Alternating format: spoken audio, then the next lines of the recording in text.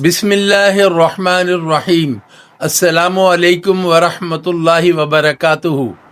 क्या आप भी खाना खाने के बाद पेट के बोझ, गैस, बदहजमी, मुंह की बदबू, तेजाबियत या शुगर के उतार चढ़ाव से परेशान हैं? और क्या आप यकीन करेंगे कि आपके किचन में मौजूद एक छोटी सी चीज़ जिसे हम रोज़ मसाले के तौर पर देखते हैं, वो आपके मैदे, मुंह, हाजमे और शुगर पर हैरान कुन असर डाल सकती है? लेकिन ठहरिए, एक ऐसी बात अभी बताने लगा हूँ जिसे अक्सर लोग नहीं जानते। अगर आपने ये आदत अपना ली तो शायद आपका जिस्म आपको खुद शुक्रिया कहे। आज वीडियो आखिर तक ज़रूर देखें, क्योंकि आखिर में मैं एक ऐसा राज भी बताऊंगा जो अक्सर हकीम भी हर किसी को नहीं बताते। हम में से बहुत लोग पूरा दिन मेहनत करते हैं, सुबह नाश्ते से रात के खाने तक दौड़ते रहते हैं, लेकिन जब खाना खाने बैठते हैं तो उसके बाद जिस्म सुकून देने के बजाय शिकायतें शुरू कर देता है। पेट फूल गया, सीने में जलन, मुंह से बदबू, भारीपन और कभी शुगर का मसला।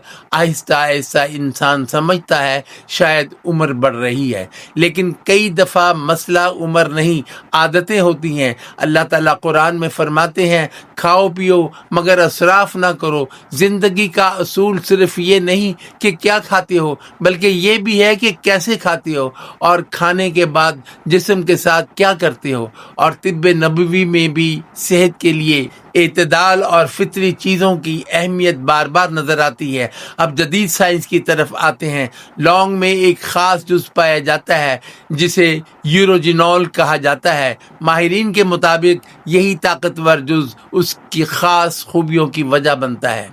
ये जिस्म में एंटीऑक्सीडेंट्स और एंटी बैक्टीरियल खसूसियात रखता है। सादा अल्फाज में जिस्म के नुकसानदेह जरासीम और सोजिश के खिलाफ काम करने में मदद दे सकता है। अगर आपको खाने के बाद अफारा, गैस या बदहज़मी होती है तो तवज्जो से सुने।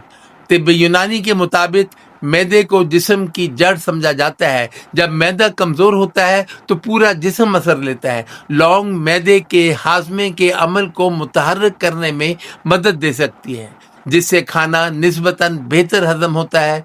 अब वो राज जो अक्सर लोग नहीं जानते, मुंह की बदबू सिर्फ दांतों की वजह से नहीं होती। बाज़ औक़ात असल मसला मैदे से शुरू होता है और लौंग की खुशबूदार खसूसियात मुंह में मौजूद बाज़ जरासीम कम करने में मददगार हो सकती है। इसलिए पुराने ज़माने में लोग खाने के बाद लौंग चबाते थे। तिब्बे यूनानी, आयुर्वेदिक और रिवायती चीनी तिब में लौंग को गर्म तासीर वाली जड़ी बूटी समझा जाता है।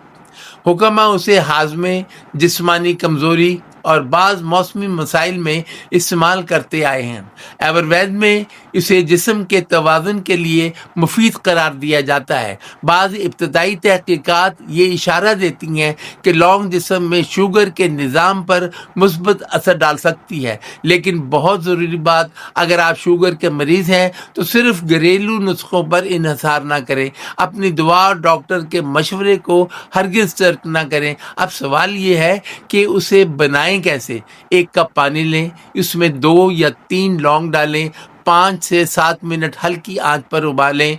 अगर चाहें तो थोड़ी सी अदरक शामिल कर सकते हैं, फिर छान कर भी पी लें। लेकिन यहाँ एक आम बात, हर अच्छी चीज़ हर इंसान के लिए एक जैसी नहीं होती। अगर आप खून पतला करने वाली दवाएं लेते हैं या मैदे की शदीद बीमारी रखते हैं तो इस्तेमाल से पहले डॉक्टर से मशवरा ज़रूरी है। सेहत बड़ी बीमारियों से नहीं, छोटी छोटी रोज़ाना आदतों से बनती है। और कभी कभी किचन में पड़ी एक मामूली सी चीज़ ज़िंदगी में बड़ी तब्दीली का आगाज़ बन जाती है। अल्लाह ताला हम सबको सेहत, सुकून और तंदुरुस्ती अता फरमाए, आमीन। अगर आपने यहाँ तक वीडियो देखी है तो कमेंट में लिखें अल्हम्दुलिल्लाह, सेहत नेमत है। और इस वीडियो को उन लोगों तक ज़रूर पहुँचाएं जो गैस, बदहज़मी या मुंह की बदबू से परेशान रहते हैं।